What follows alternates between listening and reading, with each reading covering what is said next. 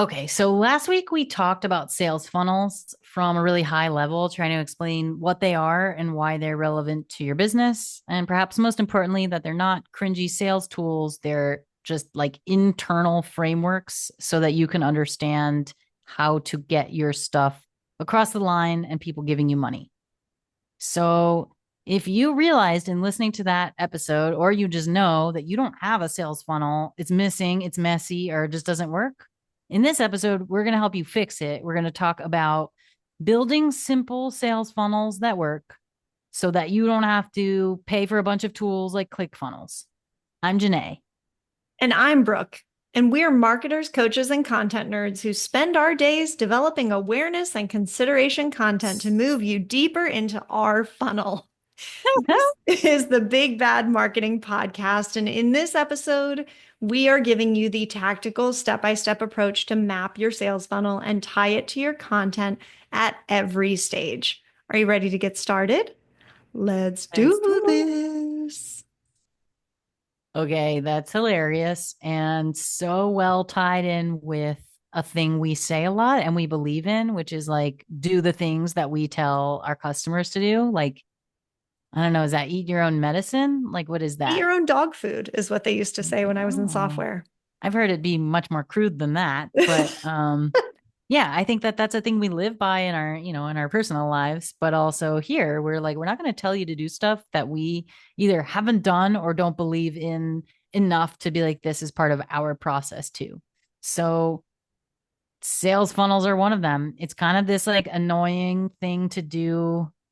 It's hard to wrap your head around sometimes because it's so conceptual, I think. And a lot of our business owners that we work with are like, but what are we even talking about here? Like, I have already this and I have that. And we're like, okay, but this is how you tie it all together. So, Yeah. what are the this? Okay. And I think it can be a situation too where somebody's like, well, I'm not good at sales. So I don't do this. And Yeah. we're here to tell you that defining the funnel and everything we're going to talk through today is in service of your marketing. And while ultimately, yes, we are pushing to the sale, the ultimate conversion, we are doing this from the marketer's standpoint. Yeah. Brooke, I really feel awkward trying to sell stuff. For And I actually just really loathe that experience of feeling like I'm trying to get you to do something. I'm trying to convince you to do something. And that's where I'm like, A, build trust. And truthfully, like we do the things that we tell people to do. But this process of building a sales funnel, I feel like actually is the key to not ever having for me to be in the position of selling or like directly trying to get someone to do something because now I have a framework and I can build the collateral. So everything's working for me and it's just happening naturally. It's happening naturally. Like the shape of the funnel is going down like gravity, right? It's drawing everything down. We build the stuff, we set it up. We don't actually have to get on calls or talk with people and be like, buy this. Are you ready? Here's why you need it. Because our content's already doing that. Yeah, I think what most people, and I would include us in this, shy away from is the hard sell, the hey, you really need this thing. And I think what we have found to be the most organic and even refreshing to the people that we talk to is always approaching it from a place of value and what can we bring to you, and then being super honest when people don't need us. Like we were on a call last week where someone wanted to work with us and we had to say, sorry, like you're actually not our person and we don't do the thing that you need to have done for your business. So here's exactly what we would do if we were you, but we're not the people to do it. And that can be just as hard as Yeah, that's conversation jarring. as, yeah, as the hard sell. So Yeah. I'm glad you're bringing that up because it also illustrates a really big point in entrepreneurship, which is this fear of leaving money on the table. And I think so many entrepreneurs wind up diversified in their offers and in what their business does because they're not able to, they're afraid to, whatever it is, like say, no, we don't do that. And I just want to commend you. Like, here's a pat on your back for being the leader last week and telling that person, like, hey, I'm sorry, we just that's not our wheelhouse, which is so honest and so real, but also hard when you're a people pleaser and hard when you don't want to leave money on the table. So if you haven't, listener, if you haven't tried saying no yet, give it a try. Like just try doing it and see what happens.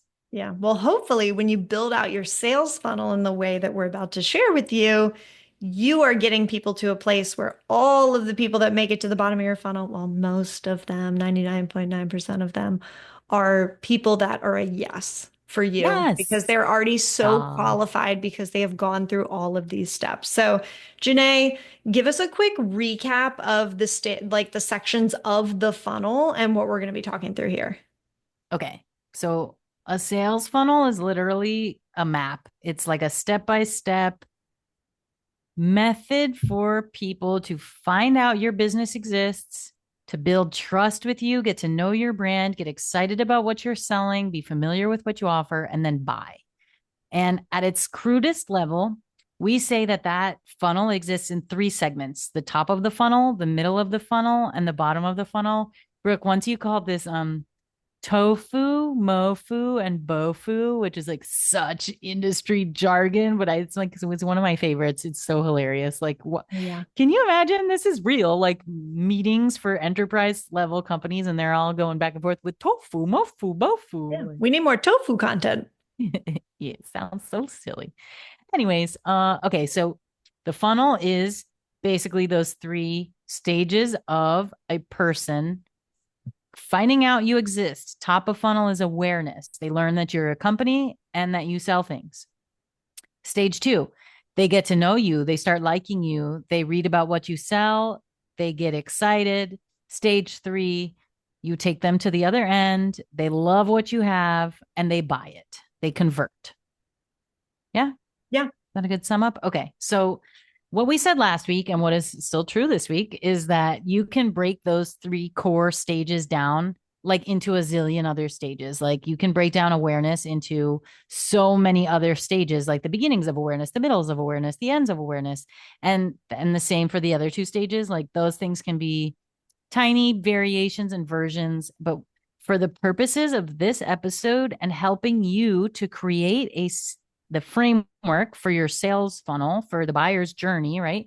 We're breaking it down into 4 steps. So it's just a little bit more complex, but it's the right amount of complexity so you can tailor your messaging to people where they are, what they're feeling, and what's going to compel them to buy. So those And four. if four feels like too much, just combine two and three and bucket those together. And if all of this feels like too much, then just keep doing the random thing that you're doing and pray that it's going to work. Okay. Hope is not a strategy. Yes. Vibes based strategies. That's another thing we should patent. All Okay. right, lead us So, in. yeah. So we're breaking it down into 4 steps. Step one is awareness stage. That's going to be attract. So that's how we're going to start putting magnets out and pulling people who might possibly be our people towards our funnel. We want to get them to the top of the funnel. Next step is engage. So now they've shown up. They're like kind of looking around at our stuff. This is when they're interested. This is the interest stage. Next is nurture. They're here. They're looking around. They're interested.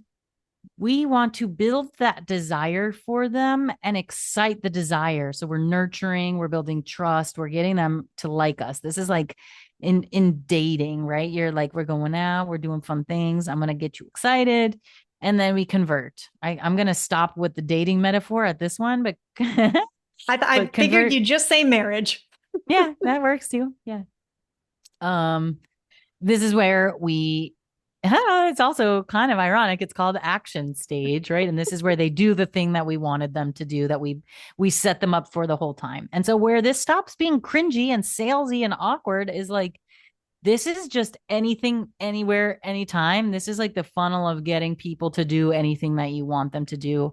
And I would venture to guess this is like listed in that book of uh what is that? How to meet people and get them to do whatever you say. What is that book called? How to win friends and influence people. That's the one. Yeah, this is like, forget that we're trying to sell stuff with this formula. Like, this is just a formula for like, you have a team at your work and you want them to do things. You tell them about what the thing is, you give them some information, you help get them excited about it, and then they do it. Right. Yeah. I love it. I think it works for so many aspects of life. So let's make it a little more real and tell us about the content that we would find. Like, talk us through what are the types of things that as a small business owner I would need to create to fill that void in each stage of the funnel. Yeah. Okay. So this is where we start layering things in. And right now, we're going to talk about a few different concepts. Primarily, that's going to be your user personas, right? So assuming that you've already sort of mapped out the archetypes of like who are your most frequent types of customers, what are the problems and pain points that they have, right? So if you haven't done that, I would suggest I think we would just recommend highly you go back to the drawing board and start with that. Understand your what is that? ACP, you basically your customer profile, ICP. ICP, ideal I customer see. Ideal profile. customer profile. So this is like who's your target audience, right? If you're selling to like this demographic, this psychographic, right? Like you want to understand who those people are generally speaking, what they're interested in, what's going to compel them to buy, which is usually motivated by their problems and trying to find the solution that makes sense for it. And if you're in business, the assumption is you're solving people's problems with what you sell. So if you're doing this strategically, you've figured out who those people are, what their problems are, and how your tool, solution, product solves that problem. So from this, the foundation here is you understand that, and you also understand their journey. So what are their pain points and touch points along the process of realizing that they have a problem, of starting to research possible solutions, of getting deeper acquainted with and building trust with one of those solutions, and then being like, this is the solution and making a selection. So those things mirror and parallel greatly this sales funnel. So that's the buyer's journey, the different touch points that the ideal customer profile is going through. And what we're doing here is we're aligning these things so that your content, the social media marketing that you put out, the email marketing, the way that you appear on SEO, your brand, all of these different like marketing levers and tools, right? All of these things map and make sense for your customer.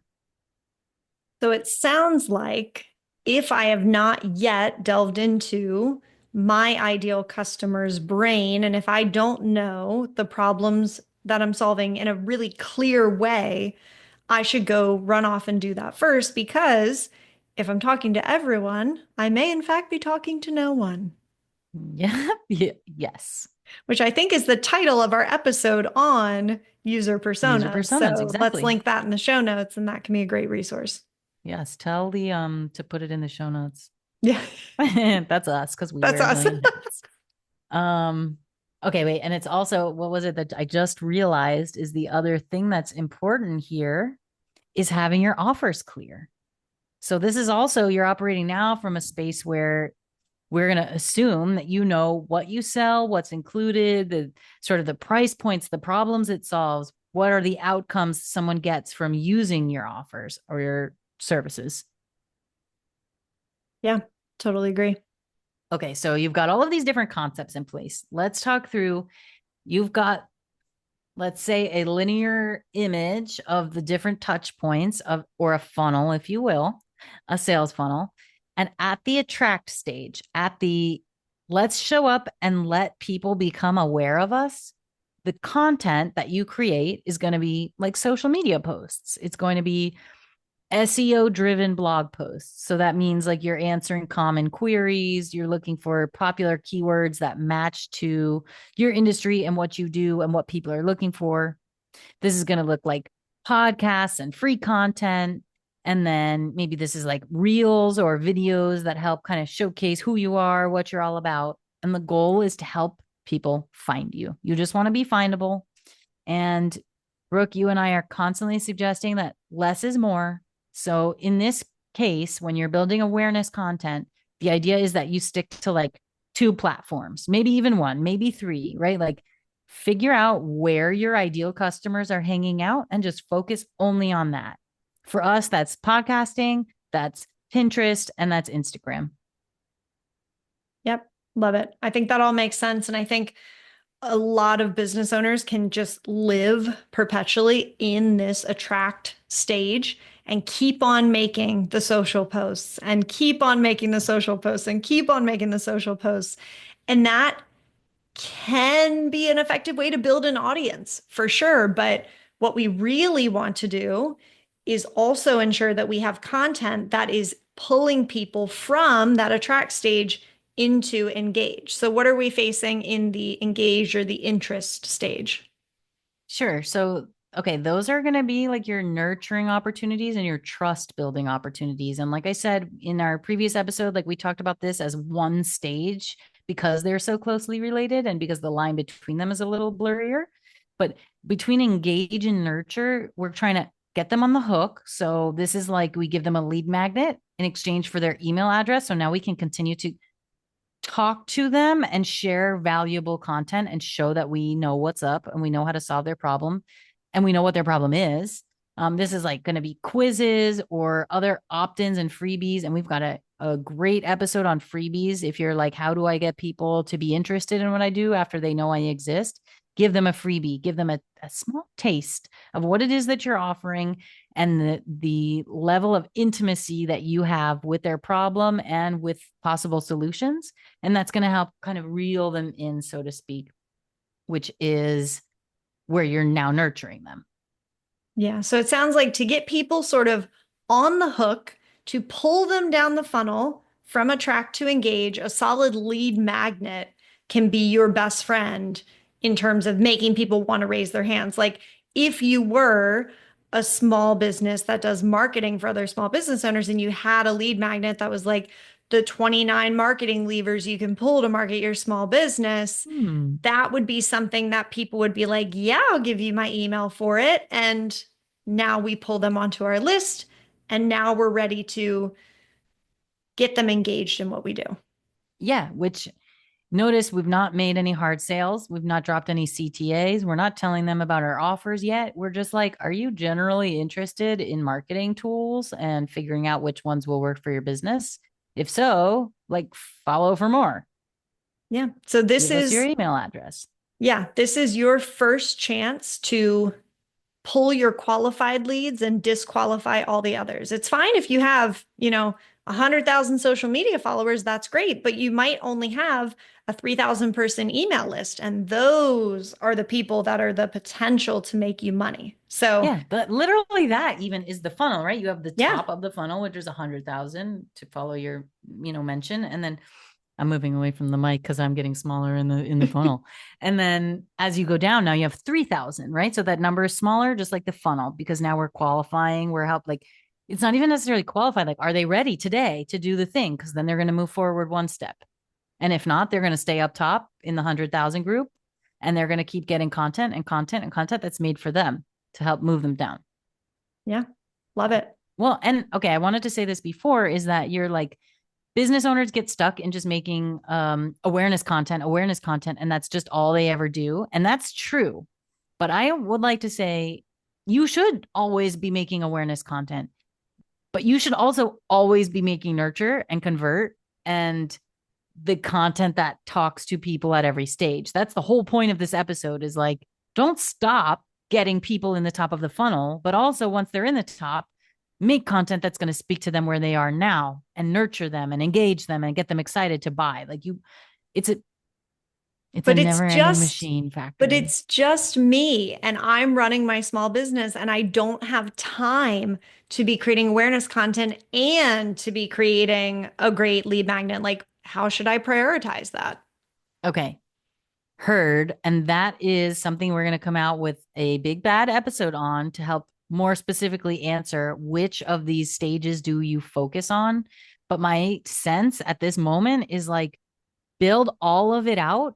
And then if you need to duplicate and make tiny shifts so that it looks fresh and new all the time, that's fine. But if you're just only ever making one, right, then it's go back and listen to our last episode. Like then you get people walking in the door and falling through the hole in the stairs because there's nowhere to go. Yeah. So if you only have a little time, right, you need to then build out the whole framework before you start putting it out, or at least alongside of putting it out.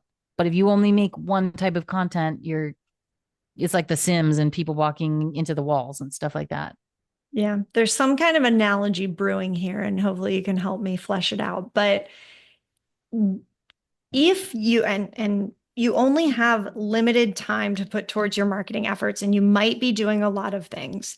So when we're saying build it out across the whole funnel, from a order of priority standpoint, make sure that you have something at every stage. So if you look at Big Bad Marketing, we have a lot of stuff that sits in the awareness bucket. We have a lot of blog posts, we have a lot of podcast episodes, we are posting consistently on the social media channels we're using. Because that's how And people find us. That's their yes, first step. So we want to reach wide and reach them and let them know we exist. yes. And we made the lead magnet as a priority a few weeks ago, which we rolled out with one particular lead magnet. And this is another thing too. You can roll out with one thing and then change it later as you get more information and you figure out what's more valuable to your end audience. But if you have only been creating awareness content and you have no lead magnet and you cannot get people into your funnel, my advice would be stop with your awareness content,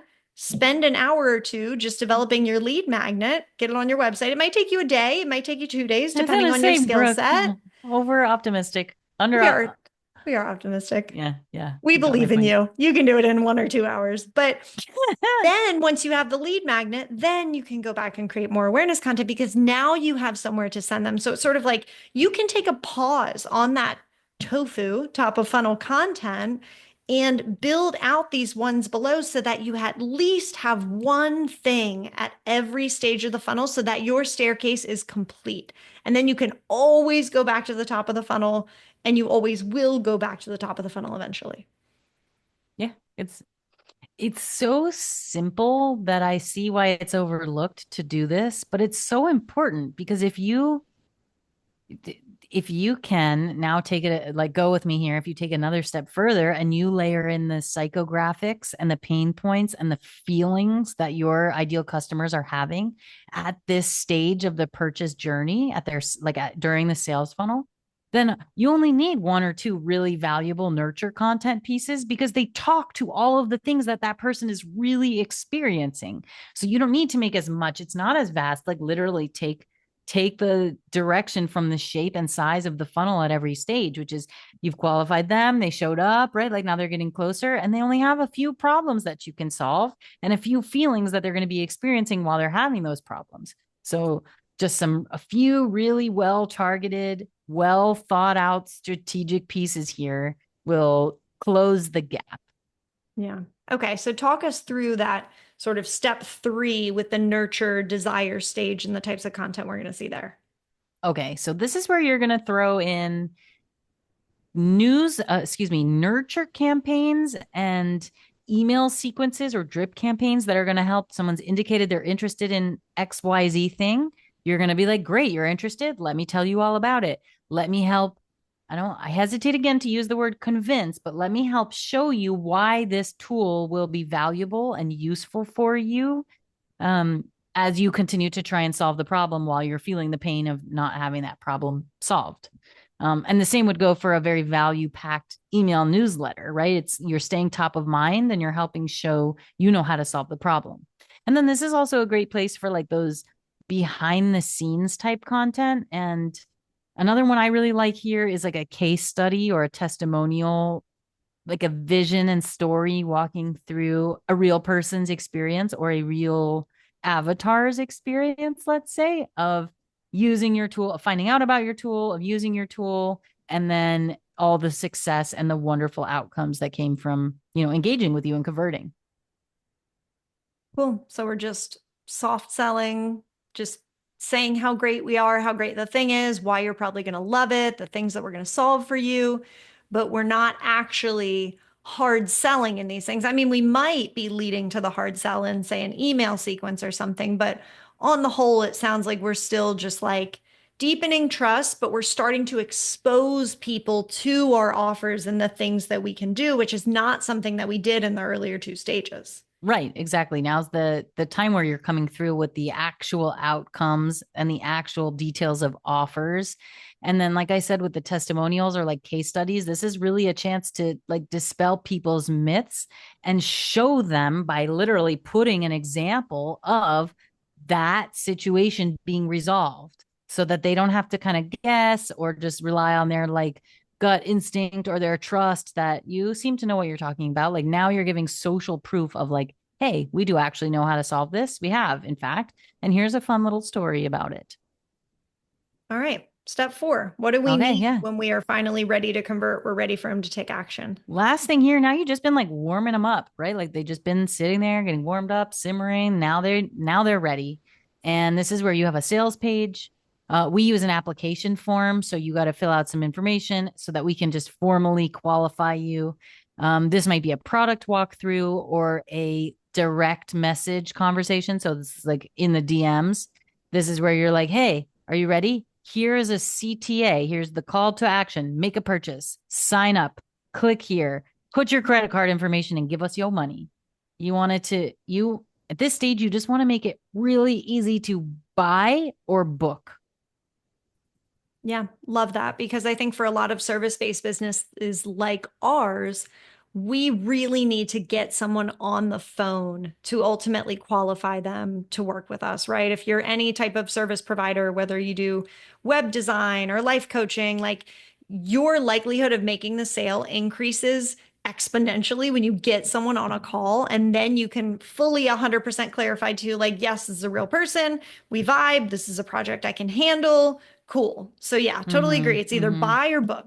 If you can get them to buy and you're fully confident in the thing that you're serving them, amazing, go for it. But if you need them to book a call, then this conversion content, that sales page sends them to the very next step to book a call or apply. Yeah. Get that. Just keep moving them forward. That's almost all this ever is in running a business and trying to have customers who keep your business running because they buy the thing from you is just having them always take like one tiny step further into your funnel. And like, I think we can say firsthand that building a sales funnel sounds great and overlaying all these conceptual ideas, like it sounds great until you're staring at a blank screen, wondering like which content goes where and how do I actually make this work? And even with the segments in place, it doesn't always feel easy to map your unique business to a sales funnel. So if you want real examples and step-by-step ideas that you can actually use for your business, join the Big Bad Marketing newsletter. And we give you plug and play ideas so that you can build your own funnel and you have a strategic plan for your emails, for all of the steps and the content that you're putting out so that you're directing your people to the next step. And if that sounds useful for you, go ahead and sign up. We'll include the link in the show notes. That's bigbadmarketing.com/newsletter. Beautiful. So now that we're all set on the 4 pieces of the funnel and how it works, let's talk a little more about mapping the content to each stage and making that a little bit more real. So, for example, when we say the funnel stage is awareness and we have the different content type ideas of reels or blog posts or shareables, what are some examples of content? Let's just make up a business on the fly. We'll throw some stuff out there. Maybe we go back to our retail store or a gym or even Big Bad Marketing. Yes, I vote that. Okay, so in the awareness stage, that's going to look like a piece of content for Big Bad Marketing and for a small marketing business, right? That's going to look like 3 signs that your business is stuck.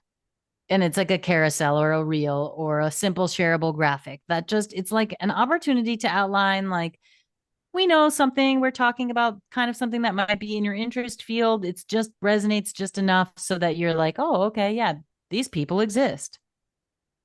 Okay, so if you're like a flower shop, maybe it's a carousel that's like, these flowers are super popular in July, or these 5 flower arrangements are flying off the shelves, or, something that's just gonna, I might see it and be like, oh, I'm interested in flowers. I might be sending flowers to someone soon. And it sort of captures my attention, it attracts me in, and I am now aware that you are a brand that sells flowers and I'm gonna follow you. Yeah, you went from I didn't know this was a thing, or like I have a problem, I'm kind of stuck and I don't know what the solution is, to oh, look, here is a real live, company brand, whatever, that is talking to exactly that. Yeah. Service provider, a yoga instructor. Oh, now I'm aware that you do yoga and instruct yoga at people's homes because I just saw your piece of Your content about tofu. the 5 yoga poses everyone can do. Yes, exactly. Okay.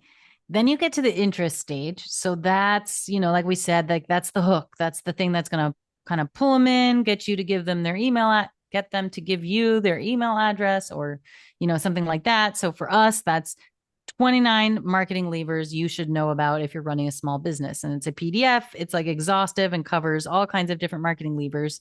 And what I want to say, even that is very strategically thought out to align with emotional and psychographic metrics of our customers, right? That's like, or our prospects, of like, we want to help them, we want to solve a certain problem, but we don't want to solve the entire problem that our business can solve. We just want to show them the value of, we know what problem you're in and we're going to solve it. And then hopefully continue to lead them down into the funnel where we can solve their big problem.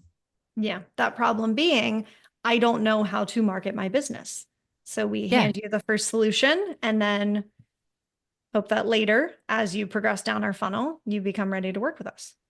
Yeah. So customers going, now they're getting this thing and they're going from, I didn't even know you existed. I didn't know this was a thing, to, oh, maybe this is for me. I've heard of this. Maybe it might be able to help. And you continue to just build that curiosity and show that you understand their problem. Beautiful. Desire. Okay. So this is where you're going to start invoking case studies, even more behind the scenes stuff. This is like long form opportunities to share testimonials and client journeys and show like this really worked. This is your social proof opportunity. And you build the excitement in them to by modeling that someone else had the same experience and look at what their outcome was. It was amazing. Spoiler alert, it was amazing. Yeah. Look at what might be holding someone back from buying your product or service, and then try to use this content to overcome. You're kind of overcoming some of those sales objections in your Yes. content Exactly. without They're like, actually but what about pitching. this? But what about that? And you're like, Yep. nope, nope, we got you, fam. So in our case, that's like how business owner John booked out their calendar with client calls. Yeah.